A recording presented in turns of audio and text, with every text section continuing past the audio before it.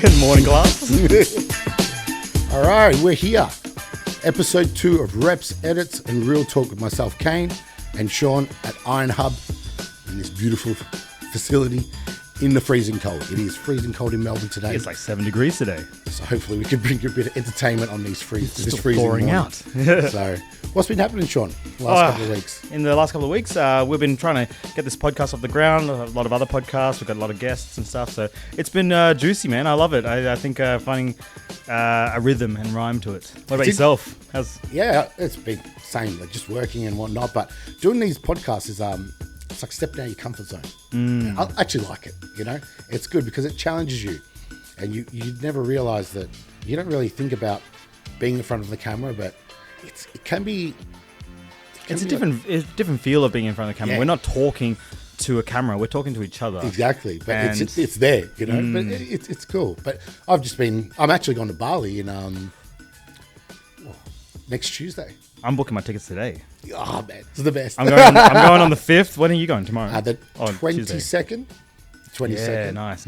So is that a holiday for the family? Yeah. So it's like 8 days with the family, and my wife's parents, her sister, her kid. It's gonna be beautiful. How long does it usually take you to kind of get into holiday mode? For me, it's like 3 days.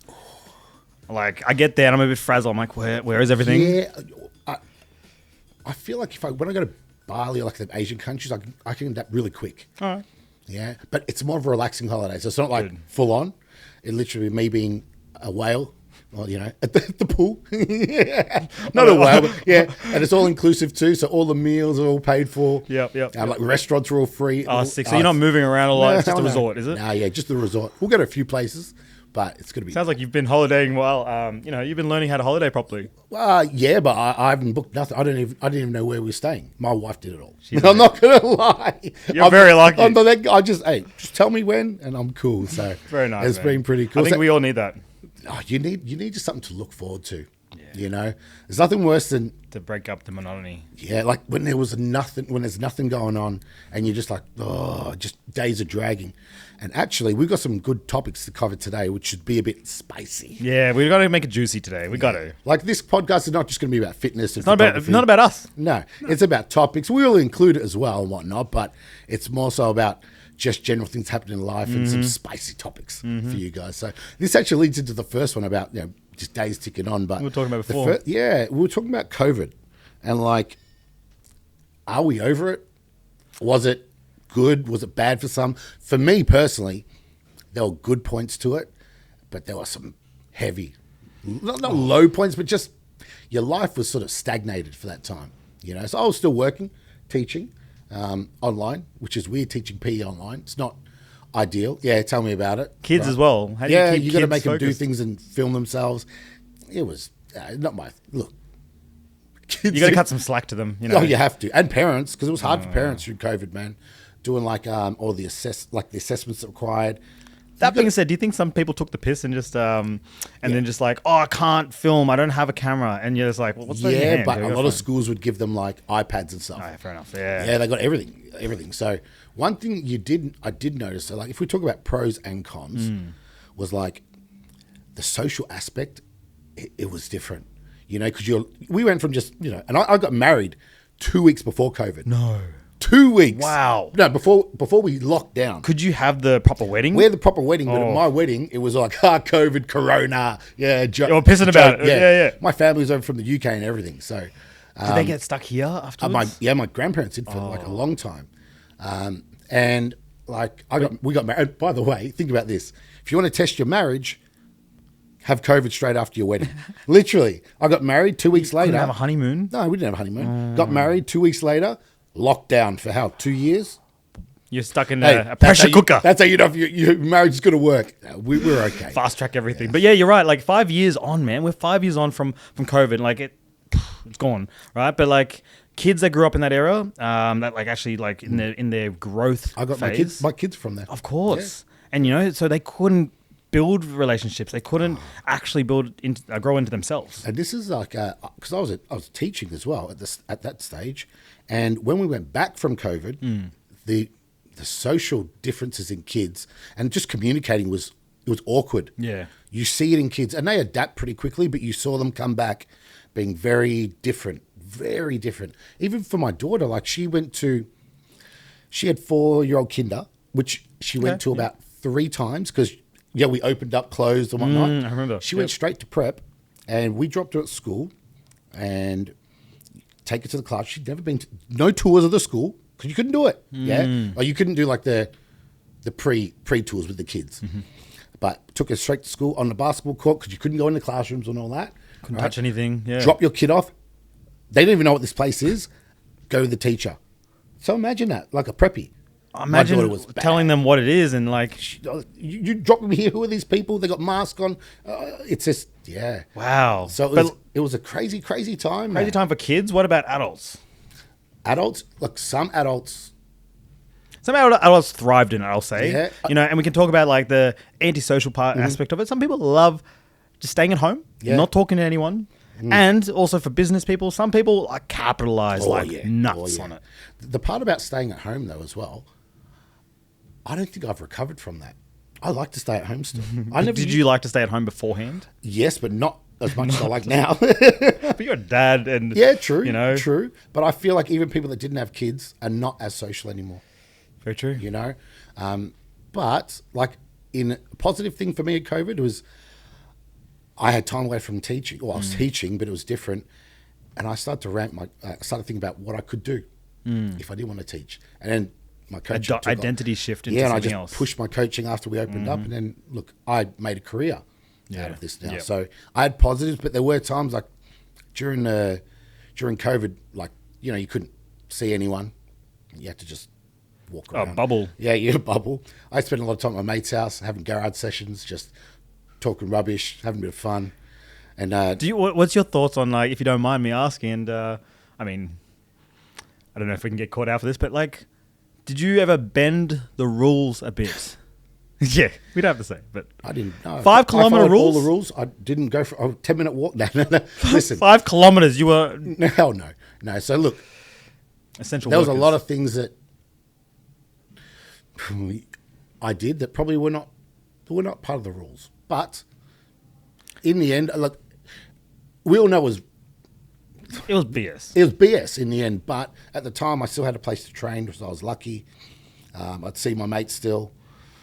But you're still like looking over your shoulder a little bit, Yeah, so no one wanted to get that fine or anything. Like, it was just a weird time.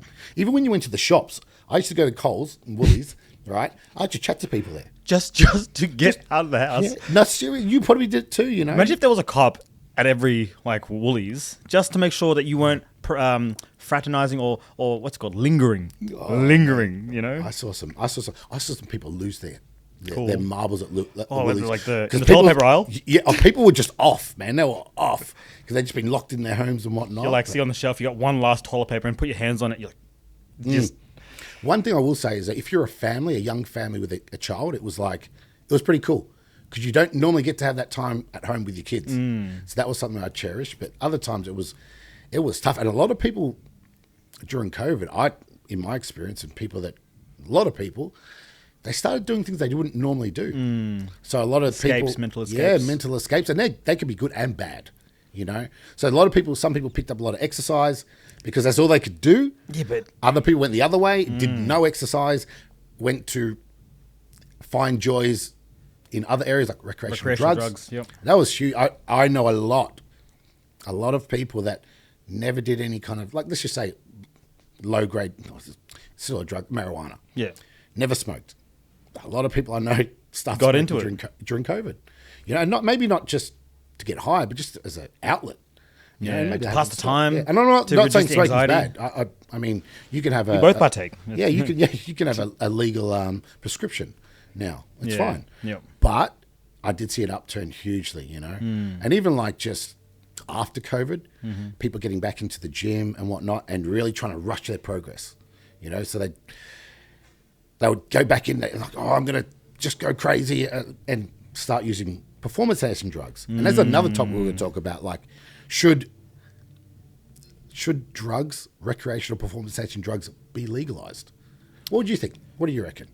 But there's pros and cons. Where we are moving at an exponential rate at understanding this world, right? Understanding even, what are they called? Hallucinogenic drugs like psilocybin and all that. Years ago, we never understood it. And now we're understanding more, and that it's unlocking benefits. Certain areas of the brain, and it's got some benefits. But that being said, devil's advocate, if it was legal, like legal, decriminalized, all that kind of stuff is a big topic. Yeah. As long as it's like somehow monitored, but then people are like, man, screw the man. Like as long as it's monitored, because some people can take advantage of it. Some people can't be trusted with their own dosing of anything, right? So I think it's like alcohol, right? Yeah. But like in terms Alcohol's just as bad though, isn't it? Really? It's worse, I think. It is, yeah. You don't see anyone, you don't see anyone have a scoob or a joint and then go start fights. Alcohol, you will.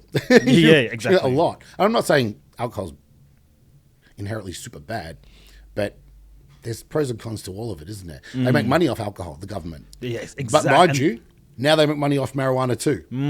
Soon it will be, LSD probably, and things like that. So exactly. Oh, that's maybe one day in our lifetime. Because they're finding out that some of these drugs are actually beneficial. And used in the right context, the right amount, they can be beneficial. Exactly. But like in terms of recreational too, also the bodybuilding community. What's your thoughts on that? Like, obviously, you've got the weekend warriors that, like, that being said, there's a lot of people in any gym, not just any high performance bodybuilding gym, but any gym where you don't even understand how many people are touching performance enhancing because they just don't look like it. They don't train hard enough. They touch it because they want the easy like springboard to jump, like leap over the hard work. Yeah. But what's your thoughts on that?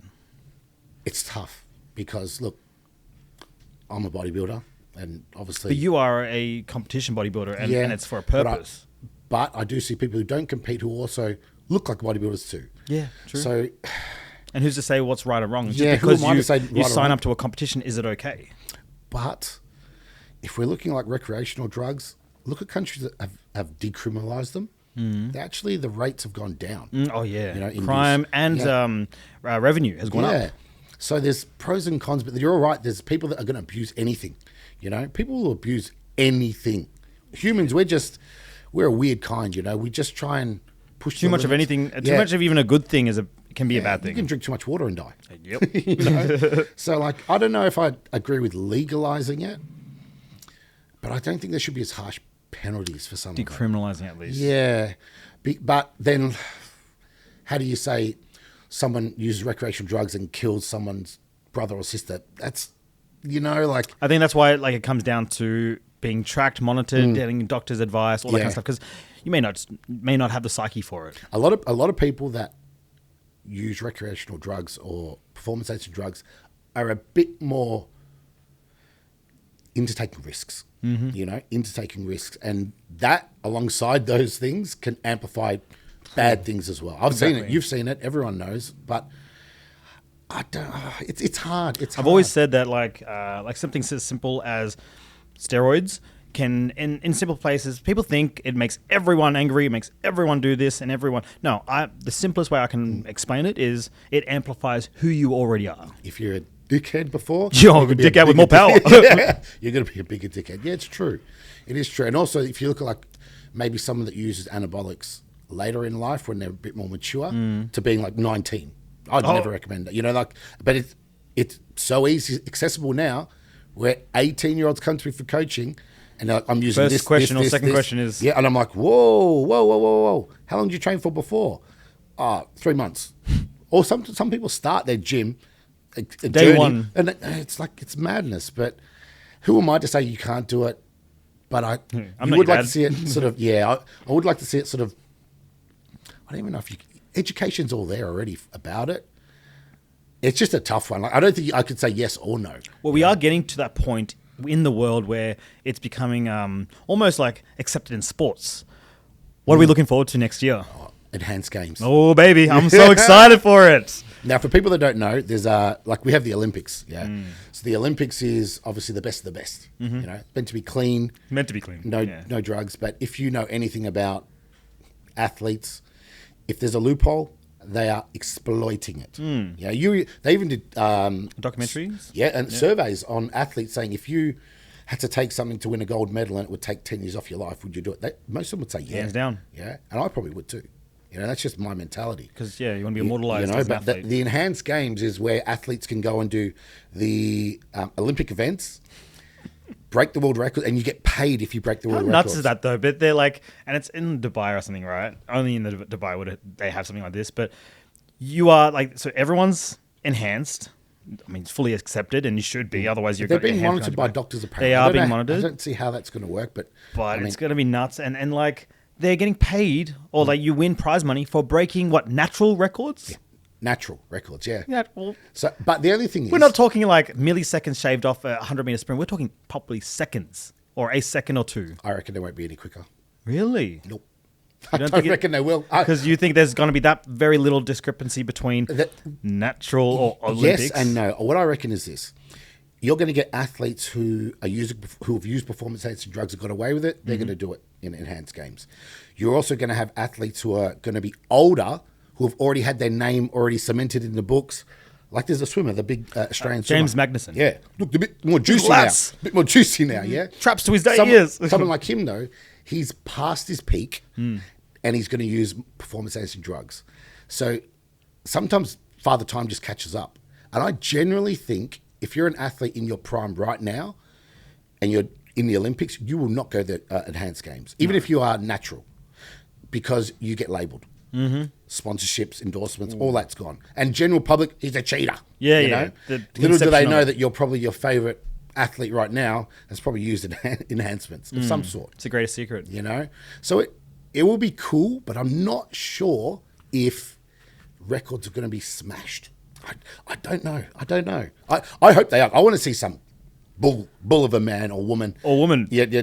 What about crushing it? What about trans in sports? Because they could be, medically taking TRT or whatever. Like, you know what? At the enhanced games, wouldn't they have a male, female, trans? That would be interesting. I would watch it, not because I like it, but I would watch it because it'd be interesting. Yeah, you know, man, from a scientific point of view, Jenny who turned into John, and is jacked, doing a 100-meter sprint. But they're against people who are doing the same thing. It'd be so cool to have, like, obviously a natural person, a man, woman that's enhanced, and a trans. It would be interesting to see how much. Say it was a woman who was switched over, how much quicker they are than the woman who is just. Oh, they're still enhanced, though, aren't they? But I dare say someone that's transitioned has gone a bit further than someone who's using a little bit of performance enhancing, obviously visually and whatnot. I was thinking about this the other day. I was thinking about a major hack. This is something, a little value piece for some of the women out there as well, because we don't really talk a lot to specific women topics. But this is a little hack for training. And if you're a woman trying to actually put on good muscle, good strength, and really, not just lift weights and then go cardio bunny style. If you're trying to grow, my hack, don't train with your girlfriends. Train with a man. And I'll tell you why. This is a controversial take. I'm going to keep going with that. I'm going to put the opposite side to this. The spin on it? Yeah, please. Because I feel that, obviously, generally, you're training with a man, he's going to be at least probably double your strength or sometimes 3 times your strength. And that just makes you feel, as a woman, you're like, it makes you feel like you're lifting nothing, and you're like, man. So it forces them to feel like it's like me training with you, right? Or a massive person, and I'm like, man, I don't want to be. You want to catch up. I want to push myself even harder to be near you. Yeah. Even I don't want to even be less than half, right? That'd be, mentally frustrating. So women pushing themselves with a man training with them, I think, is just another level of I don't know. What are your thoughts? Well, you're going to be more motivated. Yeah. You aspire to get better. I would say this, though. In females that I coach who are generally good trainers, they train better than men. Ooh. 100%. How so? I have trained some females that are with your coaching hat on? And not just that. I've seen females, they can dig deeper than men. They give birth. Bro, yeah. I will not have any doubt that women have a higher pain threshold than men. But men... We got man flu. True. Men... We are very ego-driven a little bit, so we want to be alpha, strong, and we will this is in a gym context, really, but we will train with shit form. Yeah, sometimes just to be a bit strong, like look Just a bit be like, stronger. look at the extra plate. Females generally train very accurately, which can elicit a better response compared to the male. So I actually would. I'm not going to say I would train with a female. I have before, but it's not my cup of tea. But I don't know if a female training with a male would necessarily net more gains.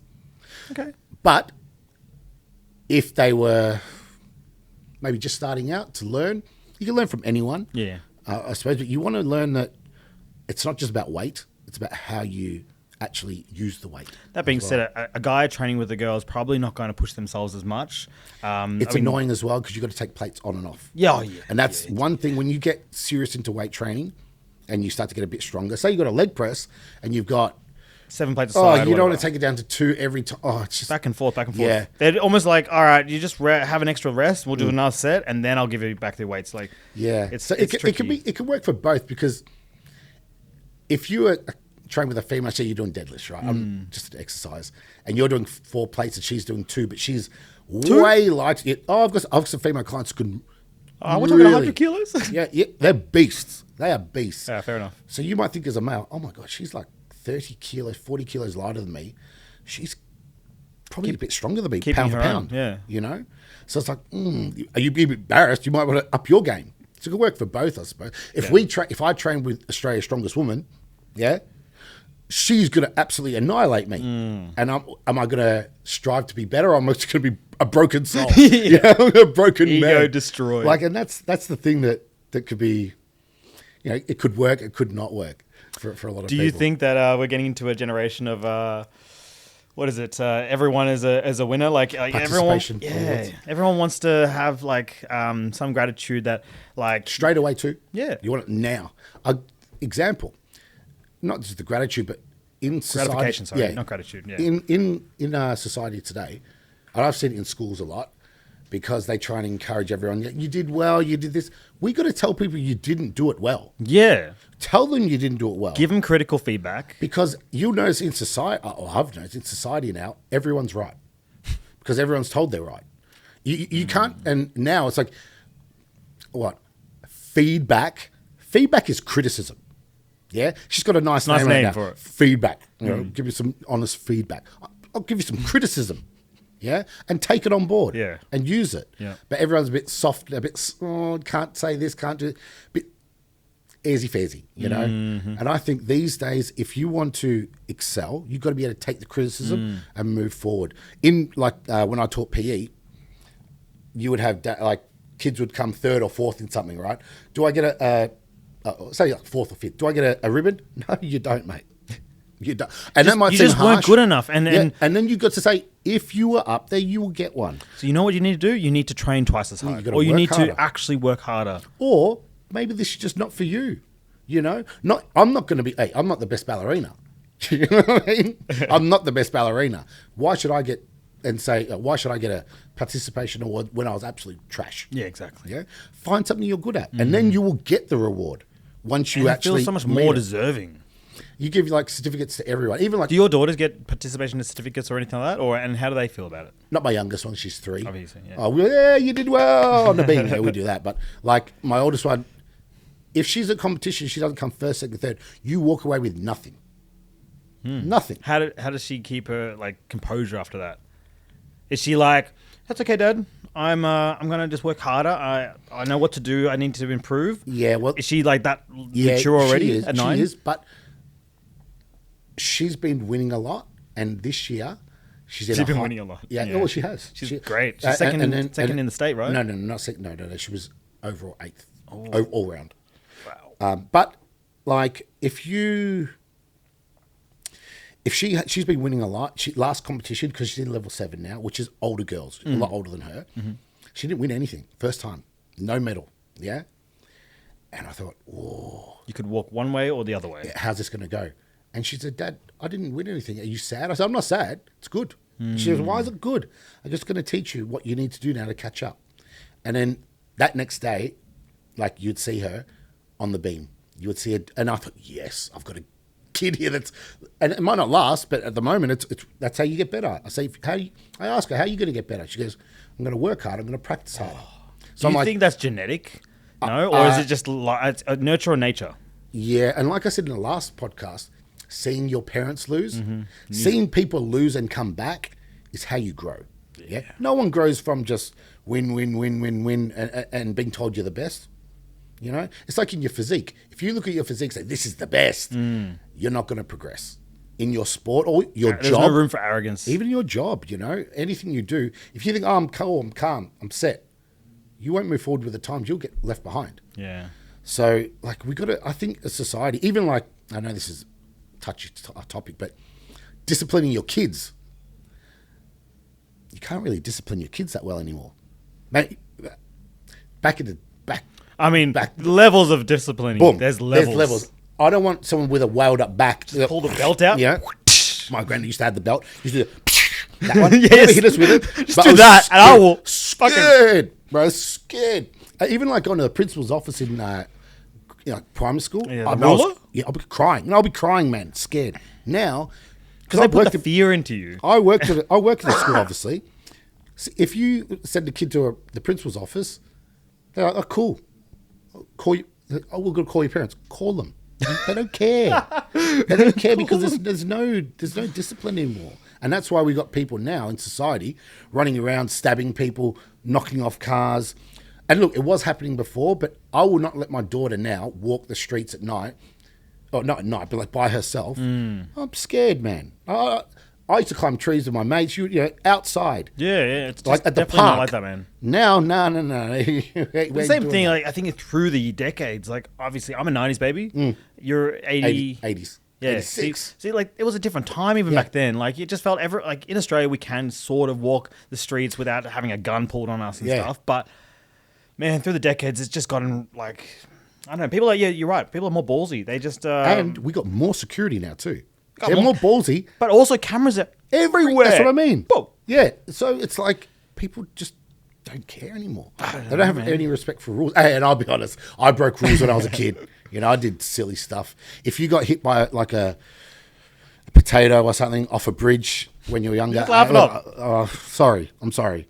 We used to do silly stuff. I'm not saying that's good, but like nowadays, there's just so much madness that goes on. It doesn't get reprimanded at all. No. At the home, at school, and it just continues. Start from These kids who are growing up like that, they're going to produce other kids like that. Yeah. Think about 30 years time. Just generations of just weaning out. Like no one goes to church anymore. No one does. It's just good habits and good ethics. Yeah, it's just morals. it's a bit of a weird thing. It's a weird thing actually, but.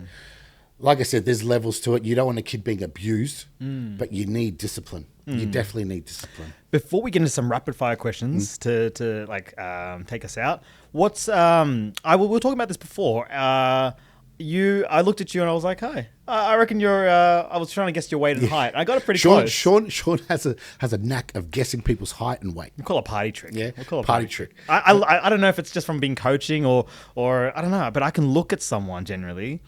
If they're not covered in baggy clothes and stuff, I can look at someone, especially if they're training, and be like, You're about this weight and this height, and I can be within 1 inch or, max 3 kilos or so within range. Work it out. Yeah. Do you have a party trick like that, or can you do that as a coach? I could, if I see the body, I could sort of work it out. But my party trick was I can make my belly real big. Such a random, very random. Right? I would stand up and show you, but we'll be out of the screen. Literally, I can push my belly out. Do you know like GH gut? Yeah. Like bubble gut bonanza. Or I can push it out to like there. Wow. People that know me, they've seen me do it. And it's when I'm really lean, like comp lean. If I push it out, there's full block abs. Yeah. It's cool. But like the turtle shell. But look. That's nuts. Yeah. I don't know if you can see. Wait. Let me see. Oh, he's pregnant. Yeah.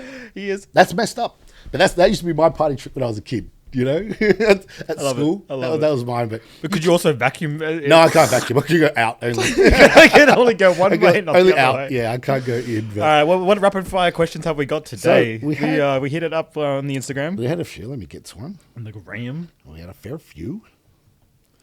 And this is pretty. I only put it up last night, so we had a lot.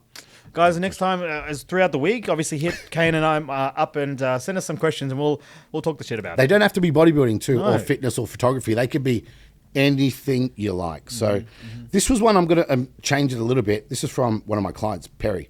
Yeah, and best luck to him. He's like 7 weeks out in his prep, absolutely killing it. Yeah, he's the dream client, by the way. He's the client that listens. If I said eat sand, he'd eat sand. How much? Yeah. How much? But it just shows because his progression He is so much. is linear. He's just so. Props to you, Pez. You're champion.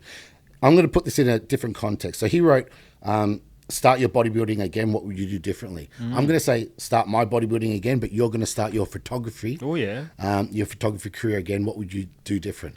So I'll ask you that first. What would you do? Or what would you have changed? Oh yeah, no. What would you do different if you had to start again? Or is there nothing? No, like, that's actually a good question. But like, I did think about this a little bit before. I don't know if there'd be anything I'd really change. Like, I started off as the way I got into it quickly, just a nutshell is I was a coach, and then I obviously knew you and knew a lot of other bodybuilders that had amazing physiques, and I was like, man, I'm going to bring the art of this to photography. Not bring it, like it wasn't new. I just loved it. And then I obviously became known as a fitness photographer, but then it kind of boxed me in to just mostly fitness. And then I branched out. But I'll be honest, if you want to make a business out of photography, don't sell to athletes. Not all the time. They're broke. Most of them aren't going to spend a lot of money. If you really want to make, you got to sell to businesses. So, if I had done that earlier and tried to structure the business in a way that being said, I only turned this into a full-time business 2 years ago. We're very close like that, me and you. Yeah. In like when we started, like actually 2 years ago, you dedicating went yourself to deep into this. Very you know? similar. You got to throw it in. What about yourself? One thing that I do differently in my bodybuilding career, I would probably say I would stop trying to be so lean.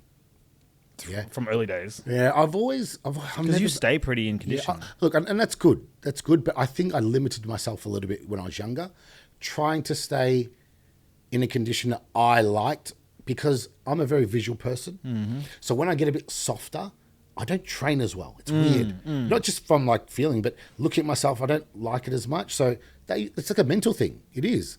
And bodybuilding is such a mental game. Do you feel like you still grow? Because Yeah, you do, but you limit yourself. Like I should have been eating more, and it's not more drugs. It's not. It's not. And people think they just use, no, it's not. Because generally most people you use eat a lot though. Like, I don't know. I mean, your general protein consumption varies between 400 to 500 grams. At times, yeah. But that's because you thrive off high protein, high fat diet. But this is also an issue too. So I went high protein because if you look at nutrients, like carbohydrates, they give you the energy, the muscle fullness.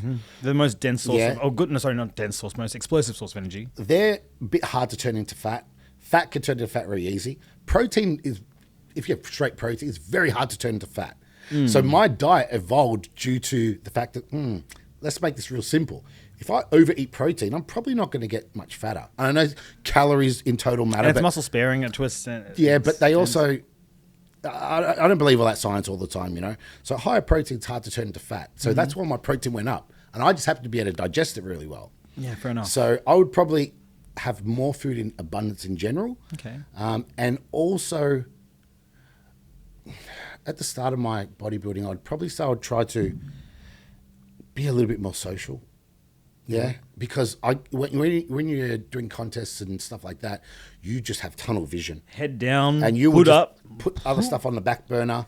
But you also I had to flick the switch off that when I got into coaching after my degree. It's 2017. I remember walking through Iron Kingdom, Carrum Downs, and I was like, this is after I remember I told you the whole thing about like learning from Webby. Like that guy walked around, smiled from ear to ear on his He's face. Always like that, though. Yeah, he was always like that. Hey guys, how you doing? Everyone's his best friend. He was there. Exactly. And like I had to reframe my mindset and be like, I can't be that I'm locked in bodybuilder if I'm trying to be an approachable coach. It's not approachable. No. So you have to kind of switch that off. Especially if you want clients, if you want to, share that. I was never like redundant. Like I was never that person that was like, I've never been like that.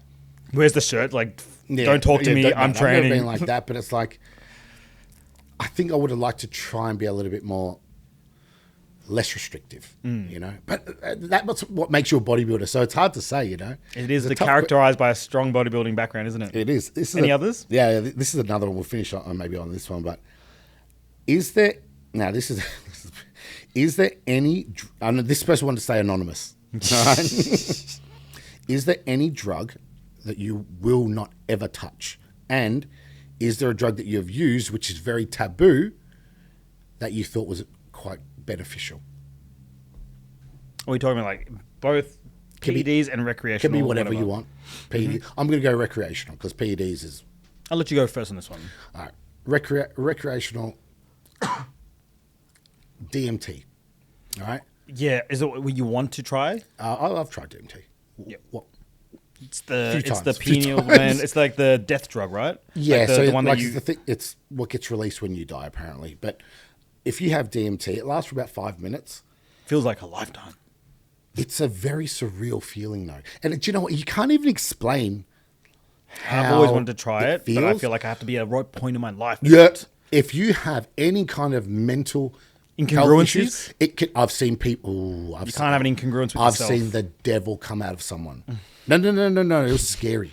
Scary. I've seen a girl who was maybe a little bit cooked in the first place. Oh, I was gonna say, you thought she was put together, but Yeah, and she did it, and the devil came out, and I was like, whoa. It was my first experience seeing someone like, oh, that's scary. Yeah. Anyway, for me, I didn't do that. It didn't happen to me. I had a great experience with it. Sort of opens you up to seeing things in a different way, but it's so hard to explain what it feels like. But it only lasts about 5 minutes. One of the drugs I'll never use is, and I am an extremist, and I'm an experimenter. I am. I know it's not. in this kind of sport, you kind of have to be your own test subject. But in life. In as life, well. So yeah. One drug I've always had like a hard no on is meth. Yeah, I was gonna say the same thing. Yeah, those kind of things that feel like they're gonna destroy your life. I've seen people go down really bad holes with that, you know? Yeah. I've seen people come out of it, but it takes a long time too, you know? And that scared me a little bit. And like I said, I've done most things.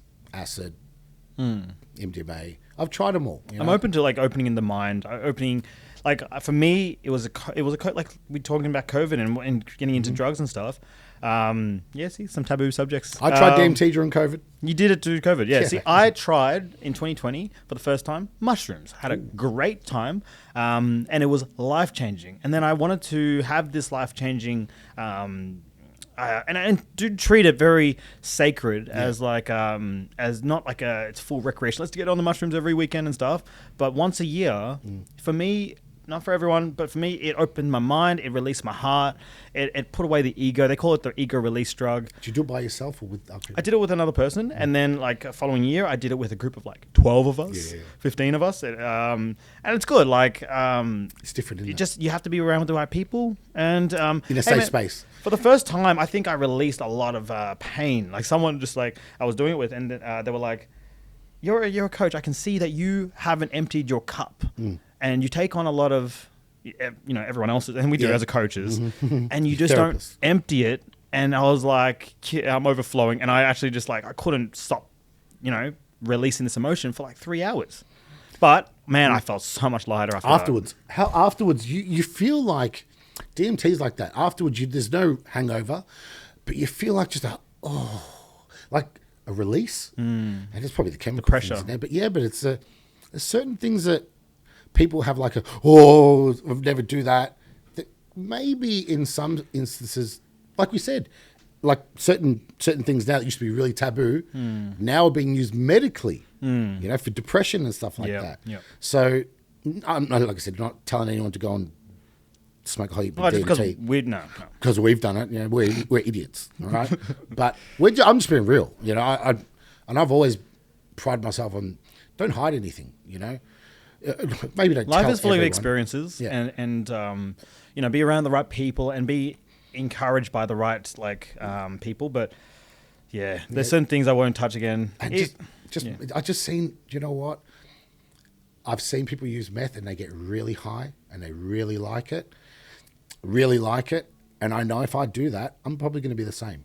And I just don't want to dip my foot in it to try it. And it's weird because, like I said, I've done mostly all the other drugs. No heroin, no smack. But Oh yeah, see those kind of things. I like they're in the no go forever. It's a bit too hectic for me. It's yeah, too hectic. But like even like I've done acid once, maybe 6, 7 years ago, maybe. And to me, to be open to doing it again, like I'll be happy to do it again with the right people. It is intense because I did that and I was watching like Mowgli, the Jungle Book, and I honestly felt like I was locked in and I couldn't say anything. I couldn't move, and I was like, all right, I'm a vegetable forever. This is it. I'm done. 6 to 8 hours. I'm like, no, but like I thought in that moment, I'm fucked. Like this, I'm a vegetable. I'm not coming out of this. And that's the thing about these things, that if you are somebody that's an experimenter, be aware that it can go wrong. You can have a great time.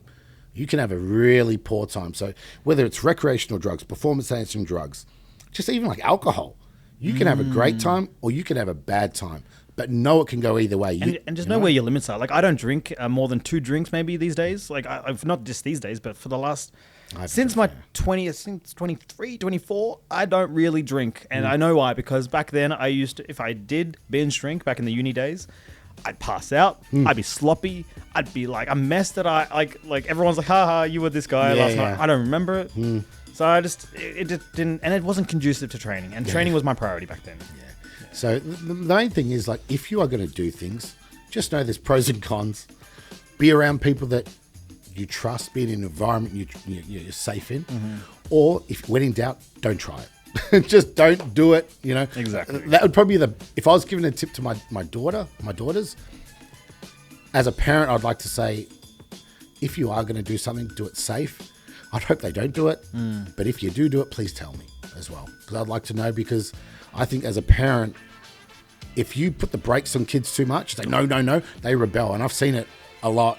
If you are a parent, and it can go the wrong way as well, both ways. But too lenient. Yeah, if you're too lenient, they can get mixed up in. But if you say, listen, if you are going to try something, please tell me about it. I want to know, because I want to know you're being responsible with it. And then look, responsible, it can be taken many ways because it's not really responsible, but you want to know that your kid has a limiter. Yeah. You know, they're not just going to go red line. They have morals. They have it. Yeah. Yeah. Because people are going to do things bad, good, and hopefully they learn from the experience and they can develop from that. Yeah, you're right. Thank you so much for listening to the Hustle, or actually, no, it's not the Hustle and Muscle podcast. I'm sorry.